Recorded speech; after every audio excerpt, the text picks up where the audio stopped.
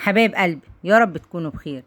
ابن حبيبي، اسمح لي اصدعك شوية، بما اني ما خليتش حاجة في حياتك الا واتكلمت فيها، فقررت النهاردة اكلمك عن مراتك. اسمع مني، بس السنين بتجري اهو، ومفيش مشكلة لما نتكلم في الموضوع ده من دلوقتي، وما تخافش، مش هعمل لك فيها مريم منيب بقى والحموات الفاتنات. اسمح لي بس الفت انتباهك لكم نقطة من وجهة نظري كست، مش ام ولا حما. ما تقارنش اكل مراتك باكلي.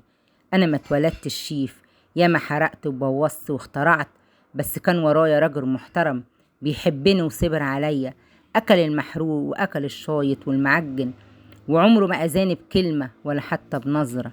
واحدة واحدة بقيت ماما، اللي ريحة اكلها بتصحيك من النوم وبتجيبك على ملا وشك من اخر الدنيا. لما مراتك تيجي تزورنا ولا تقوم بواجب ناحيتنا، اشكرها وبوس راسها لما تروح. حسسها بتقديرك لحبها لينا، وتعبيرها عن حبها ليك لما بتودنا وتوصل لنا وتقربنا. بلاش تحسسها ان ده فرض عليها وواجب وهي بتعمله، وليك علينا احنا هنحضنها في وسطنا ونحببها فينا ونشيلها جوه عينينا. ما تحكيلناش اسرار بيتك ولا خصوصياتك ولا خناقاتكم. انت ابني وطبيعي انا هزعل عليك لو هي في يوم اتوترت وغصب عنها غلطت فيك. ولو محتاج نصيحة في شؤون الحياة اطلبها في العموم. بلاش مشاهد السيمة ان انت تكلمني على جنب وتخليها تشيل مني وتبصلي من فوق لتحت. بلاش تنتقد تصرفات مراتك في وسطنا، وإياك تكلمها بصوت عالي وتجرحها قدامنا أو تحرجها. خلي بينكم لغة عيون تفهموها انتم، وخلي في قواعد احترموها. انت قبل ما تطلب انها تحترمك لازم انت تحترمها بشياكة كده. الأصل الأمهات رادارات بتخلي بالها من كل حاجة. اسأل عن أهلها وودهم. أنا مربطكش قليل الذوق، زي ما هي بقت مننا انت كمان بقيت منهم.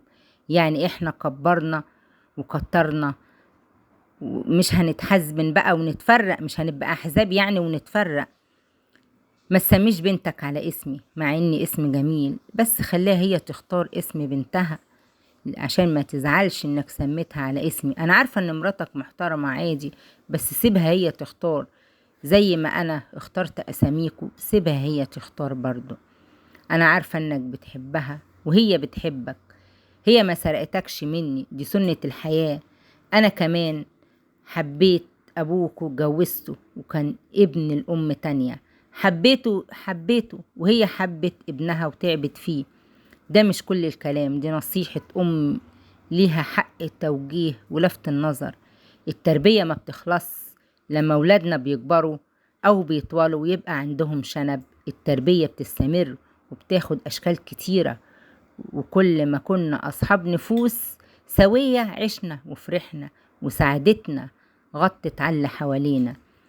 أنا بحبك يا صغنن أكتر من أي حاجة ومن أي حد في الكون ده، وعارفة وواثقة كمان إن حبك أنت الأول. وعشان بحبك أكتر من نفسي وما أقدرش أشوفك بتظلم مراتك وبخاف عليك من حساب ربنا، وعايزاها تدعيلي من قلبها، ما تدعيش عليا، تدعي لربتك زي ما انا بدعي لابوك وبدعي لحماتي من اعماق قلبي.